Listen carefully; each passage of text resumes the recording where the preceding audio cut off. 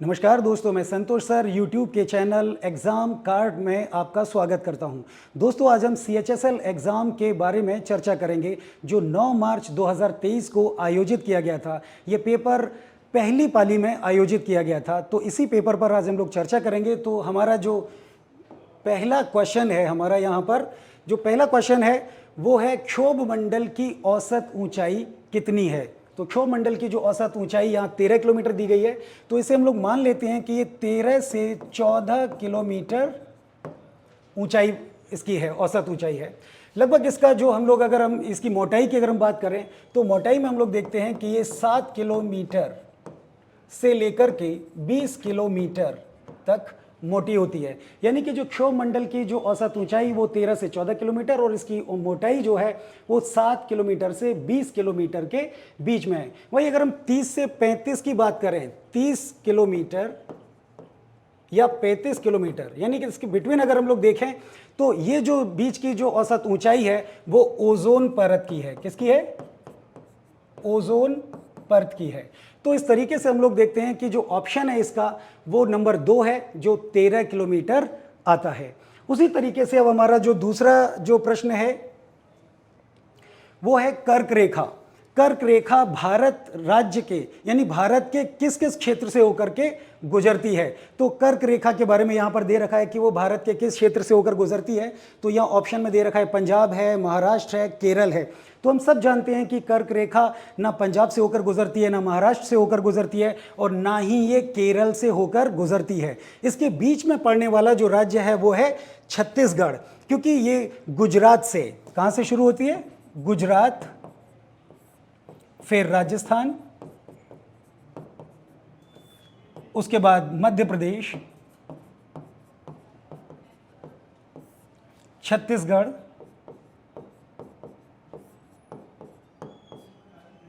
झारखंड,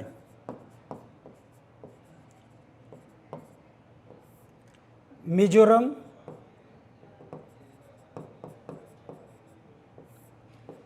पश्चिम बंगाल और त्रिपुरा। यानी कि इन सभी राज्यों से होकर हमारी जो कर्क रेखा है वो गुजरती है। तो इसलिए अगर हम लोग देखें तो हमारा जो ऑप्शन है वो नंबर 2 छत्तीसगढ़ सही बैठता है। अब हम लोग देखते हैं अपना अगला जो प्रश्न है हमारा। अब हम लोग अगले प्रश्न पर जाते हैं।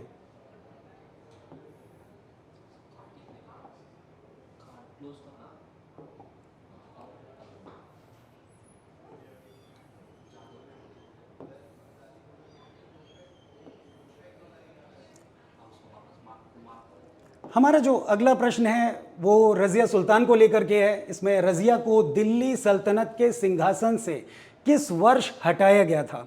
तो जो रज़िया सुल्तान को दिल्ली की गद्दी से किस वर्ष हटाया गया था, ये सिर्फ एक छोटा सा प्रश्न है जो सिर्फ उनकी तारीख को मेंशन करने के लिए है। तो यहाँ पर जो उत्तर इन्होंने जो दिया है 1240 है, लेकिन अब हम लोग देखेंगे कि आखिर 1240 है कैसे।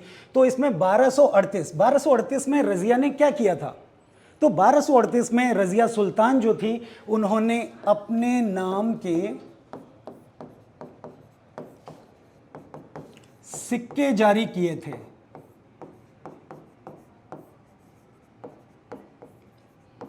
यानी कि रज़िया सुल्तान ने अपने नाम के सिक्के जारी किए। कब किए? 1238 में।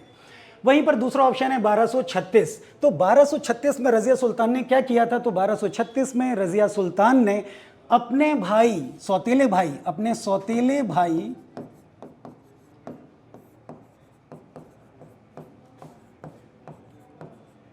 रुक्न उद्दीन फिरोज शाह को गद्दी से हटाया।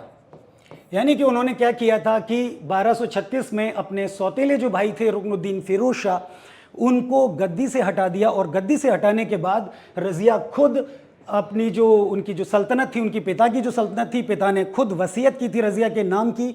तो इस तरीके से रज़िया 1236 में तख्त पर बैठी। और अगर हम 1244 की बात करें तो 1244 में बैराम शाह यानी कि जो उनके भाई जो थे बहराम शाह और उनके बाद में भतीजे जो थे वो शासन कर रहे थे।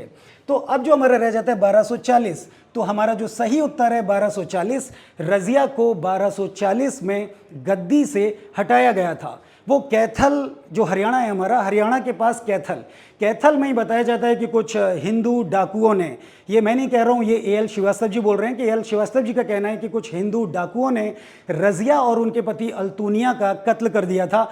लिहाजा जो रजिया की जो हत्या थी वो 1240 में कैथल में की गई थी, और इसी के बाद रजिया से जो सिंहासन जो था, वो जो गद्दी जो थी वो छीन ली गई थी। इसके बाद में हम लोग अपने अगले क्वेश्चन पर आते हैं। वो है हमारा प्रश्न, किसी फर्म, प्रश्न नंबर 4 है, किसी फर्म के मूल्य वर्धित की गणना के किस रूप में की जाती है। तो किसी भी फर्म की अगर हम बात करें तो उसके मूल्य वर्धन की अगर हम बात करें तो फर्म के उत्पादन का मूल्य प्लस फर्म द्वारा प्रयुक्त पूंजीगत वस्तुओं का मूल्य, तो ये भी नहीं हो सकता। फर्म के उत्पादन का मूल्य प्लस फर्म द्वारा प्रयुक्त मध्यवर्ती वस्तुओं का मूल्य, ये भी नहीं हो सकता। तो फर्म के उत्पादन का मूल्य माइनस फर्म द्वारा प्रयुक्त मध्यवर्ती वस्तुओं का मूल्य, यानी कि अगर हम इसका जो फार्मूला देखें तो मूल्य वर्धित का अगर हम देखें फार्मूला, तो उत्पादन का मूल्य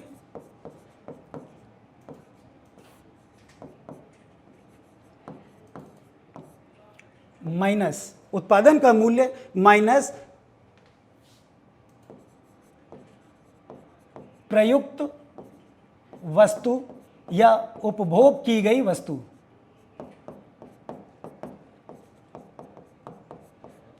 तो इसका मतलब यही हुआ कि फर्म के उत्पादन का जो मूल्य है माइनस फर्म द्वारा प्रयुक्त मध्यवर्ती वस्तुओं का जो मूल्य है, वही सही आंसर है। यानी कि जो आंसर नंबर यानी उत्तर नंबर जो 4 है हमारा, यही सही बैठता है। इसके बाद हम लोग अपने अगले प्रश्न पर आते हैं।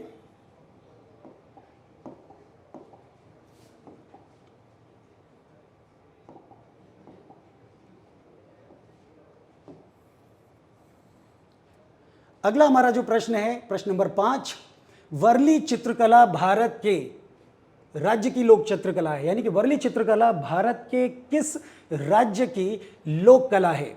तो वर्ली अगर हम लोग देखें तो वर्ली पेंटिंग, आप लोग अगर बच्चे हैं तो अब इस उम्र तक आप बड़े हो चुके हैं, लेकिन अगर आप 5th 6th 7th क्लास में जब आप पढ़ते होंगे तो वहाँ एक ड्राइंग की बुक मिला करती थी, और उस ड्राइंग की जो बुक हुआ करती थी उसमें वर्ली पेंटिंग भी आपको बनाने के लिए मिलती थी।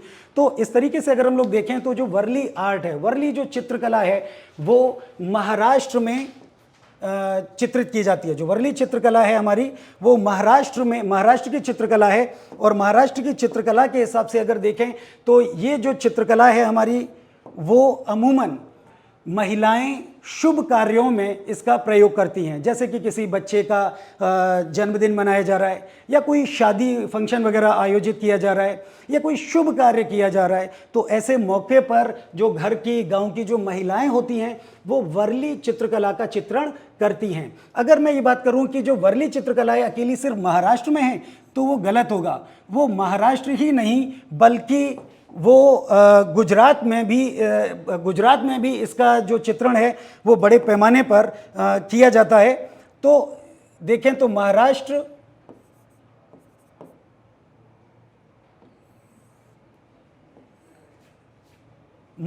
और गुजरात, ये दोनों ही ऐसे राज्य हैं जो वर्ली चित्रकला के लिए जाने जाते हैं, और इन चित्रकला के माध्यम से लोग अपनी अभिव्यक्ति को प्रकट करते हैं। उसी तरीके से हमारा जो अगला प्रश्न है, प्रश्न नंबर 6, भारत का पहला 24/7 सौर ऊर्जा से संचालित गांव मोढेरा किस राज्य में स्थित है।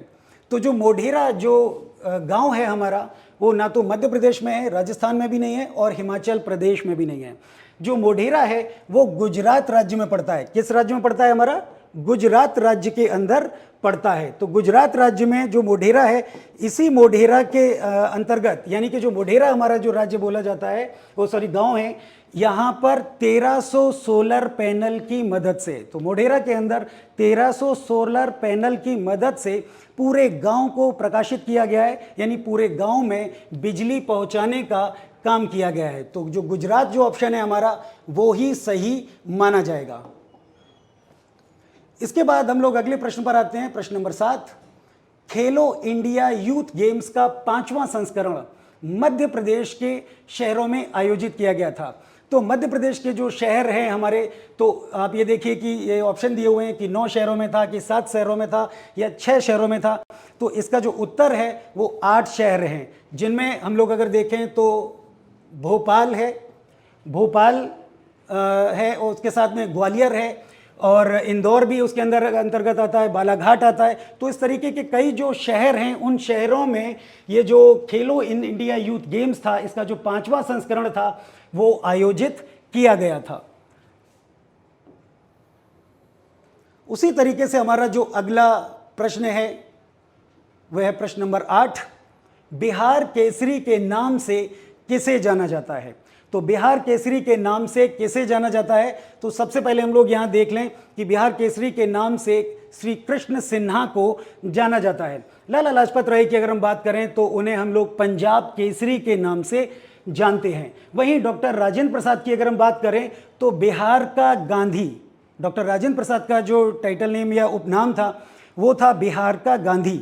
उसी तरीके से अगर हम कर्पूरी ठाकुर जी की बात करें तो कर्पूरी ठाकुर जो हैं उनका जो उपनाम है या अगर माने तो वो जननायक है। जननायक के नाम से कर्पूरी ठाकुर जाने जाते थे। उसी प्रकार से तो जो श्री कृष्ण सिन्हा हैं, जो चौथा ऑप्शन है, उन्हें बिहार केसरी के नाम से जाना जाता है। यहाँ बहुत अच्छी तरीके से ध्यान आप रख लीजिए कि राजेंद्र प्रसाद और श्री कृष्ण सिन्हा, राजेंद्र प्रसाद के नाम के आगे जो जैसे देखें तो बिहार केसरी की जगह क्या वहां जोड़ा गया है? बिहार का गांधी। और उसी तरीके से अगर श्री कृष्ण सिन्हा के नाम के आगे क्या जोड़ा गया? बिहार का केसरी। तो बिहार केसरी के नाम से श्री कृष्ण सिन्हा जी को जाना जाता था। अब हम लोग देखते हैं अपना अगला प्रश्न, प्रश्न नंबर 9। निम्नलिखित में से किस फिल्म को 2022 में बेस्ट फिल्म पॉपुलर चॉइस का फिल्म फेयर पुरस्कार मिला था? तो यहां साफ तौर पे कि फिल्म फेयर 2022 की बात कर रहे हैं, बेस्ट फिल्म पॉपुलर चॉइस की बात कर रहे हैं। तो यहां पर अगर हम लोग देखें तो रश्मि रॉकेट, सरदार ऊधम, उसी तरह राम प्रसाद की 13वीं और शेरशाह। तो उत्तर है यहाँ पर best film popular choice award जो मिला था वो शेरशाह को मिला था। शेरशाह की अगर हम बात करें तो ये यहाँ पर कैप्टन बत्रा की बात हो रही है। तो कैप्टन बत्रा जो कारगिल की लड़ाई में युद्ध लड़े थे उनके ऊपर ये आधारित है। कारगिल वॉर के यानी कारगिल युद्ध के इसमें सीन फिल्माए गए हैं, दृश्य फिल्माए गए हैं।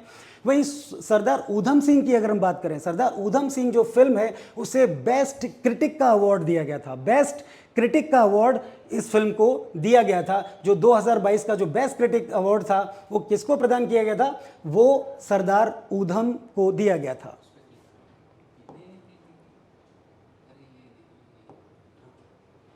तो ये सरदार ऊधम सिंह को प्रदान किया गया था।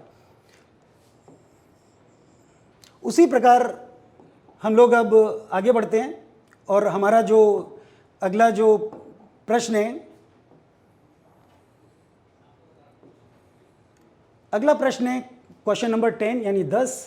धिनोधर पहाड़ियां किस भारतीय राज्य या केंद्र शासित प्रदेश में स्थित हैं? तो धिनोधर पहाड़ियों की बात हो रही है।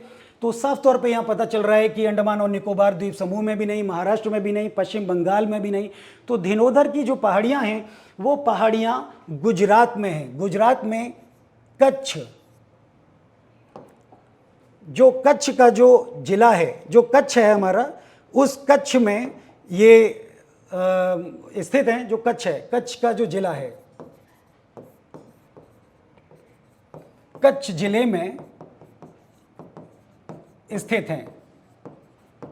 और ऐसा माना जाता है कि जो धिनोधर की जो पहाड़ियां हैं ये काफ़ी ऊंची हैं और पहाड़ी के पीक पर यानी कि जो सबसे ऊंचाई है उसकी जो पीक है उस पीक पर एक मंदिर बना हुआ है और उस मंदिर तक पहुंचने में 999 सीढ़ियों का प्रयोग किया जाता है। तो 999 सीढ़ियों को यूज़ करके उस पीक तक हम जा सकते हैं जो धिनोधर पहाड़ियों की पीक है। तो ये जो एक जो स्थल है वो पर्यटन स्थल भी है और धार्मिक स्थल भी है। तो दोनों प्रकार से ये स्थल भारत में काफ़ी पॉपुलर माना जाता है जो गुजरात के कच्छ जिले में स्थित है। उसी प्रकार से हम लोग अब और आगे अपना जो हमारा जो प्रश्न है वो है प्रश्न नंबर 11 यानी 11।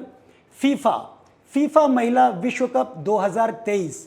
तो फीफा विश्व कप महिलाओं का जो विश्व कप हुआ था 2023, इसकी मेजबानी किस देश ने यहाँ पर जो की थी? तो इसका जो आंसर है वो है ऑस्ट्रेलिया और न्यूजीलैंड। ऑस्ट्रेलिया और न्यूजीलैंड ने इन खेलों की मेज़बानी की थी। तो जब ये मेज़बानी अगर हम लोग देखें तो इसकी मेज़बानी दोनों देशों ने मिलकर के की है। तो यहाँ पर हम लोग देखते हैं कि ऑस्ट्रेलिया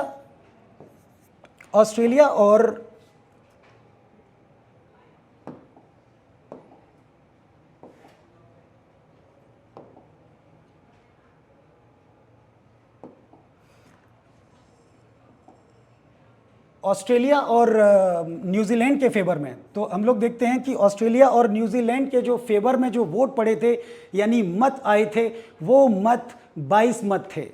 और जबकि जो उनकी कोलंबिया जो उनका अपोजिशन में था, जो यानी कि उनके विपक्ष में था, उसको मात्र 11 मत मिले थे।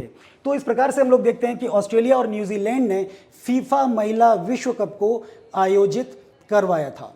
उसी प्रकार हमारा जो अगला प्रश्न है, प्रश्न नंबर 12 यानी 12, निम्नलिखित में से किस वनस्पति जगत के पौधों को शैवाल के नाम से जाना जाता है? तो शैवाल के नाम से जाना जाता है वो है थैलोफाइटा। तो यहाँ पर हम लोग जो बात कर रहे हैं वो थैलोफाइटा की बात कर रहे हैं, और जो हमारे शैवाल हैं वो इसी के तहत आते हैं। तो थैलोफाइटा के तहत ही जो शैवाल की जो दुनिया है वो पूरी तरीके से थैलोफाइटा के अंतर्गत आती है। तो प्रश्न इसका क्या हुआ? दूसरा, नंबर 2। जो नंबर 2 है थैलोफाइटा, वही इसका सही आंसर है। इसके बाद हम लोग अब अपना और आगे देखते हैं।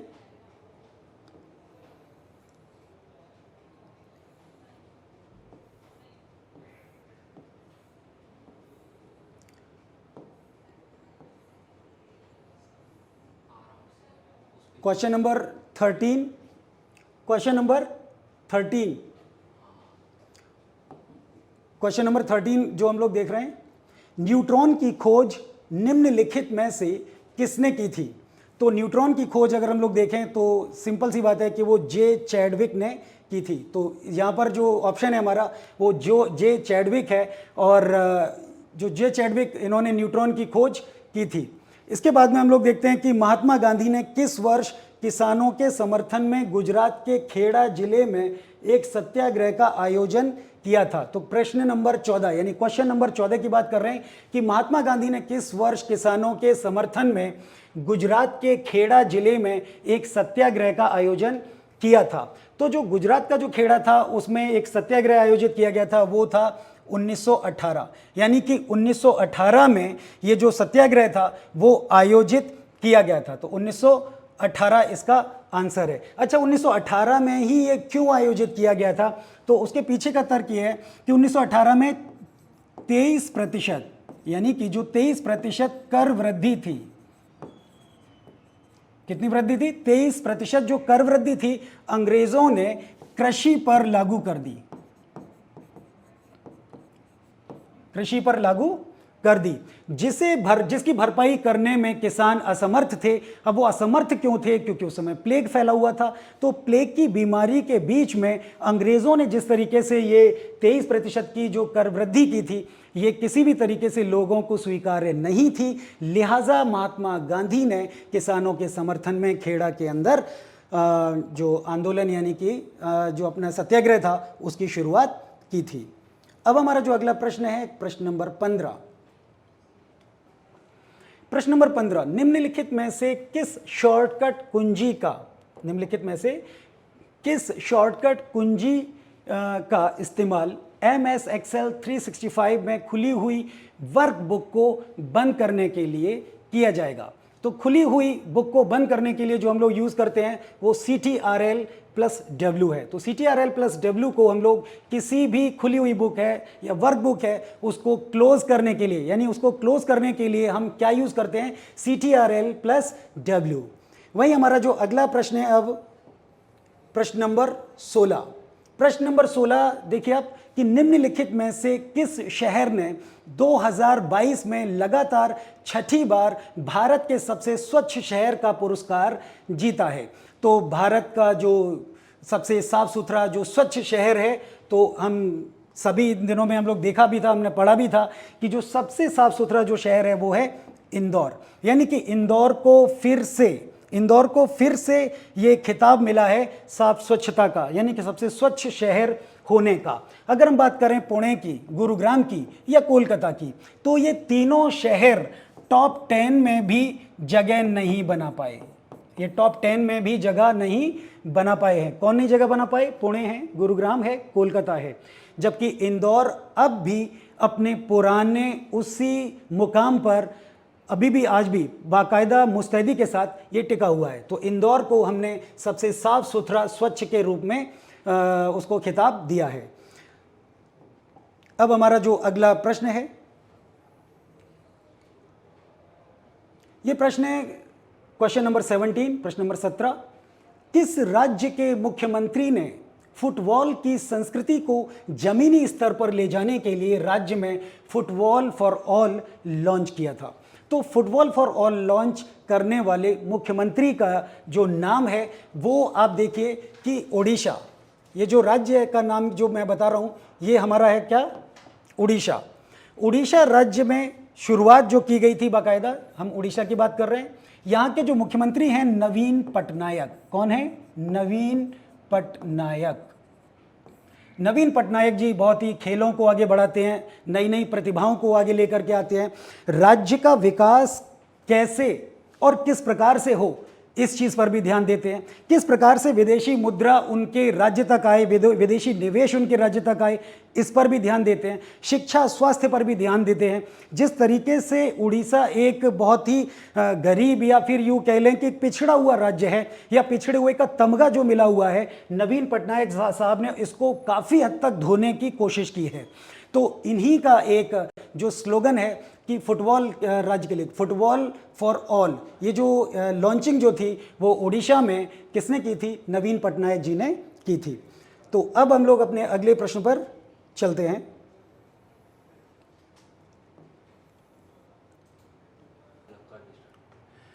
तो अब हम क्वेश्चन नंबर 18 यानी 18 की चर्चा करेंगे। प्रश्न नंबर 18 पर हम आते हैं। तो निम्नलिखित में से किसने यूएस ओपन 2022 के पुरुष एकल का खिताब जीता है? तो यहां पर हमारे सामने राफेल नडाल हैं, कैस्पर रोड और स्टेफनोस भी हैं। तो इन सब में अगर हम लोग देखें तो कार्लोस अल्कारेज ने 2022 का पुरुष एकल खिताब जीत लिया है। तो कार्लोस अल्कारेज ने, आप यकीन नहीं करेंगे कि कैस्पर रुड को हराया है। उन्होंने कैस्पर रुड को शिकस्त देकर के ये ओपन यानी कि जो यूएस ओपन जो पुरुषों की थी 2022 उस प्रतियोगिता को जीत लिया है। इसी तरीके से कर्नाटक संगीत, यहां पर हम लोग बात कर रहे हैं अपने संगीत की, कर्नाटक संगीत की बात हो रही है कि कर्नाटक संगीत किन राज्यों तक सीमित है। तो कर्नाटक राज्य जो कर्नाटक संगीत है वो किन राज्यों तक सीमित है, इस पर अब हम लोग चर्चा करेंगे, इसको हम लोग डिस्कस करेंगे।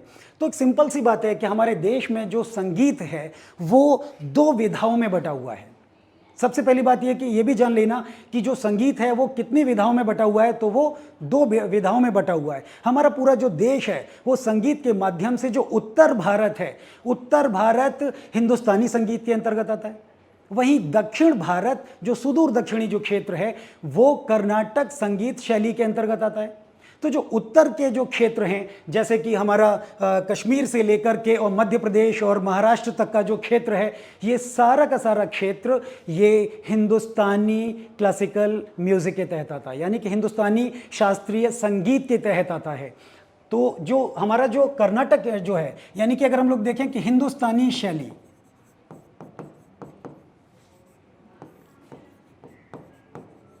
हिंदुस्तानी शैली की अगर हम बात करें तो यहां कश्मीर से लेकर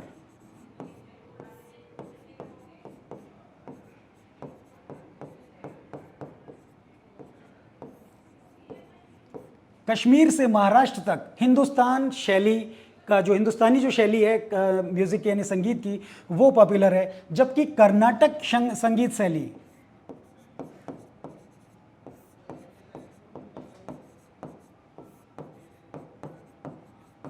कर्नाटक संगीत की जो शैली है वो कर्नाटक, आंध्र प्रदेश, तमिलनाडु और केरल, यानी कि कर्नाटक में है,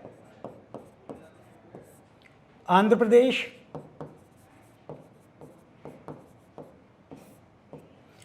तमिलनाडु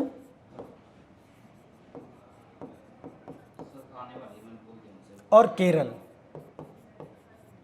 यानी कि जो संगीत है, जो कर्नाटक संगीत है, तो वो कर्नाटक से लेकर केरल तक ही पॉपुलर है। इसका साफ सा मतलब है कि जो हमारा ऑप्शन 1 है, कर्नाटक, आंध्र प्रदेश, तमिलनाडु और केरल, यही हम सही मानेंगे और यही सही भी है।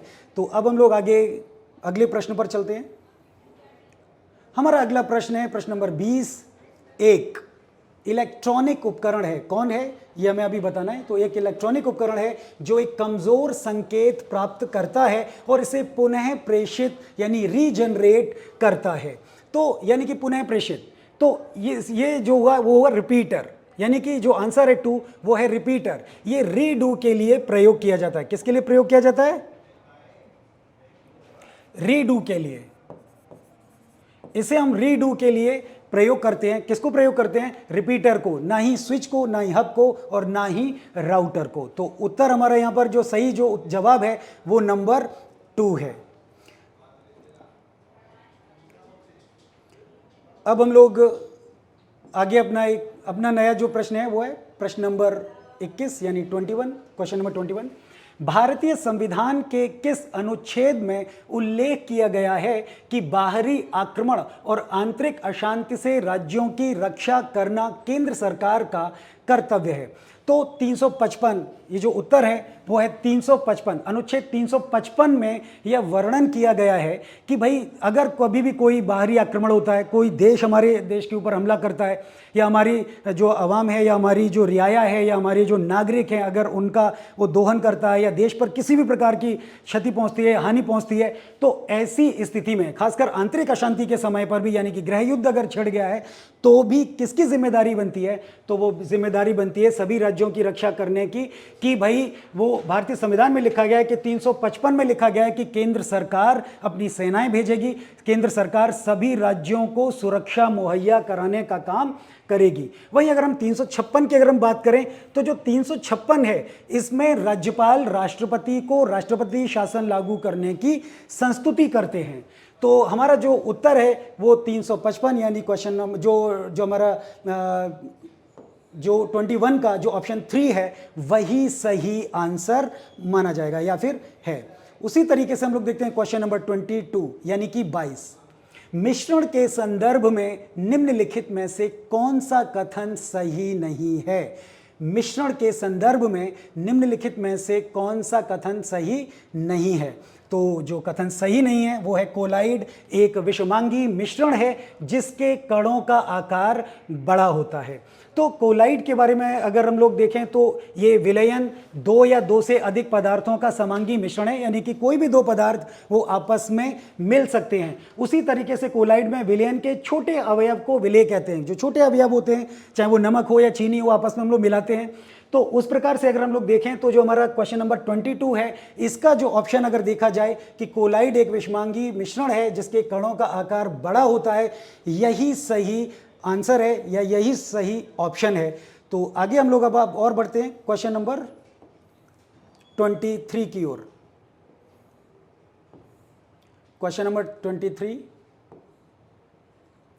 भारतीय संविधान का निम्नलिखित में से कौन सा उपबंध कनाडा के संविधान से लिया गया है? तो भारतीय संविधान का निम्नलिखित में से कौन सा उपबंध कनाडा के संविधान से लिया गया है? तो वो है उच्चतम न्यायालय का परामर्शदायी क्षेत्राधिकार। यानी कि जो उच्चतम न्यायालय है वो परामर्शदायी उनका एक जो क्षेत्राधिकार है वो कहाँ से लिया गया है? कनाडा से लिया गया है। यानी कि जो उच्चतम न्यायालय है वो परामर्श भी दे सकता है यदि परामर्श उससे लिया जाए।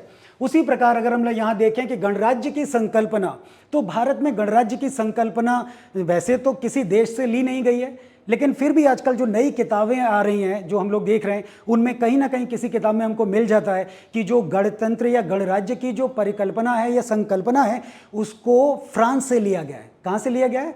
फ्रांस से लिया गया है। लेकिन हम ये सब जानते हैं कि फ्रांस इसका जन्मदाता नहीं हो सकता, फ्रांस इसका सबसे पहला एक कारगर आंसर नहीं हो सकता, क्योंकि हमारा जो देश है वो भी गणराज्यों का गणतंत्रात्मक समूहों का गढ़ रहा है। चाहे अब वो वैशाली के लिच्छवियों को ले लें, शाक्यों को ले लें, शाक्यों की जो कपिलवस्तु जो राजधानी थी वो भी गणराज्य थी, पिपलीवन के मौर्यों को ले लें, या बुली गणतंत्र को ले लें। तो ऐसे करके अगर हम लोग देखें तो हमारे देश के अंदर भी गणराज्यों की जो संकल्पना है वो हमारी अपनी खुद की दी हुई है, तो यहाँ हम फ्रांस को यहाँ पर नहीं लेकर के आ सकते हैं। उसी प्रकार न्यायपालिका की अगर हम स्वतंत्रता की बात करते हैं तो न्यायपालिका की स्वतंत्रता वो कहाँ से ली गई है? तो न्यायपालिका की जो स्वतंत्रता है वो अमेरिका से ली गई है। कहाँ से ली गई है? अमेरिका। और उसी तरीके से गणराज्यों की अगर हम संकल्पना की बात करें तो वैसे बोला गया है कि वो फ्रांस से, लेकिन हम फ्रांस ना करके हम वैशाली लिखेंगे, वैशाली गणराज्य।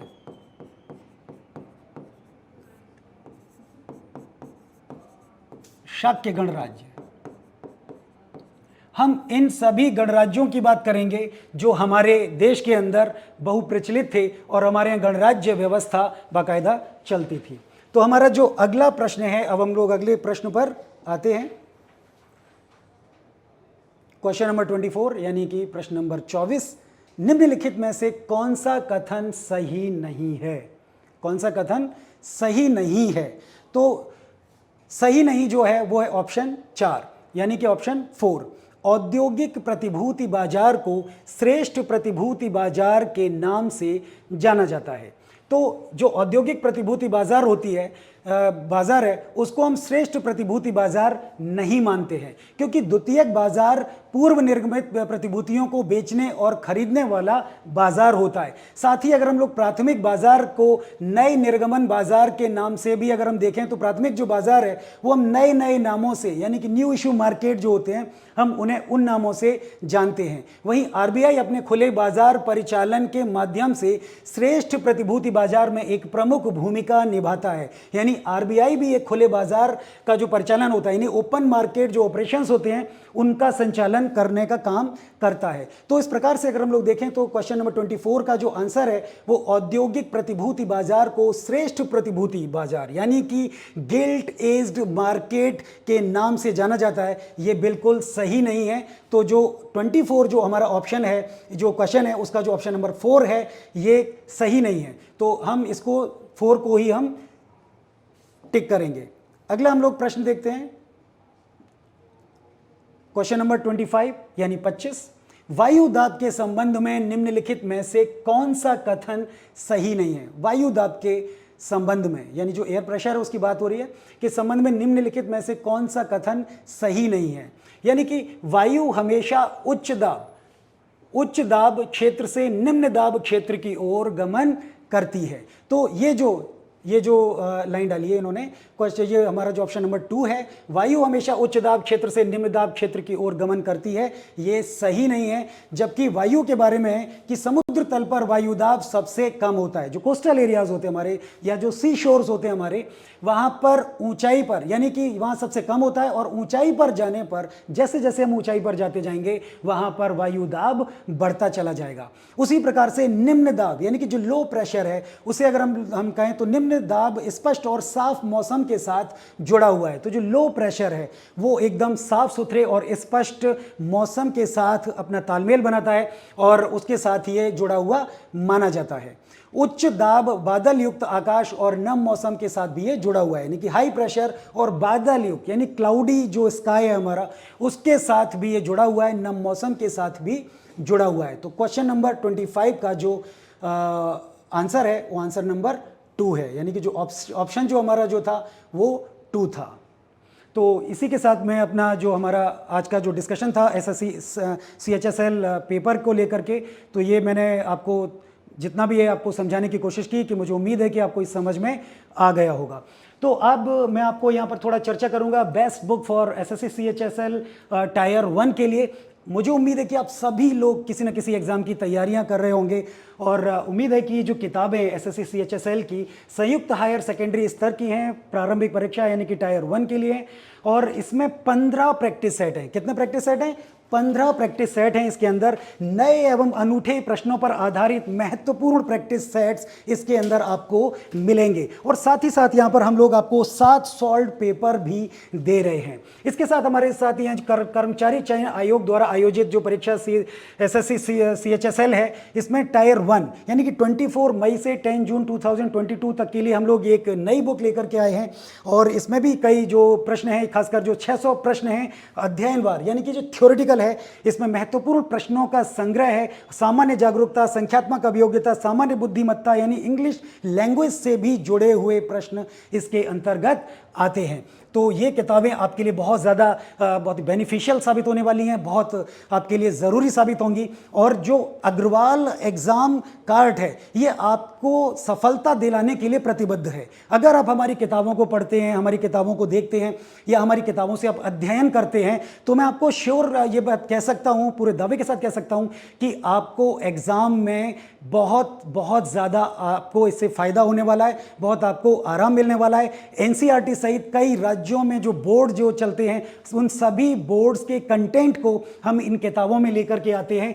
तो SSC जो CHSL जो 10+2 की अगर हम बात करें तो combined higher secondary level tier 1 है। ये जनरल अवेयरनेस के लिए हम लोग ये किताब लेकर के आए हैं। इसमें 150 सॉल्व पेपर्स हैं, चैप्टर वाइज हैं, सभी 150 हैं। कितने हैं? 150 यानी कि 150 सॉल्व पेपर भी हम इसके अंतर्गत लेकर के आए हैं। और माना जाता है कि इसके अंदर जो क्वेश्चन पेपर्स हैं फ्रॉम 1999 टू 2022 यानी कि 1999 से 2022 तक के पेपर हमने इसके अंदर समाहित किए हैं। और ये बाइलिंगुअल क्वेश्चन है, इसके अंदर कैसे क्वेश्चंस हैं? बाइलिंगुअल हैं।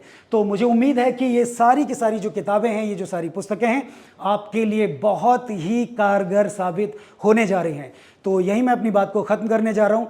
मुझे उम्मीद है कि आपको सब कुछ अच्छी तरीके से समझ में आ गया होगा। Thank you.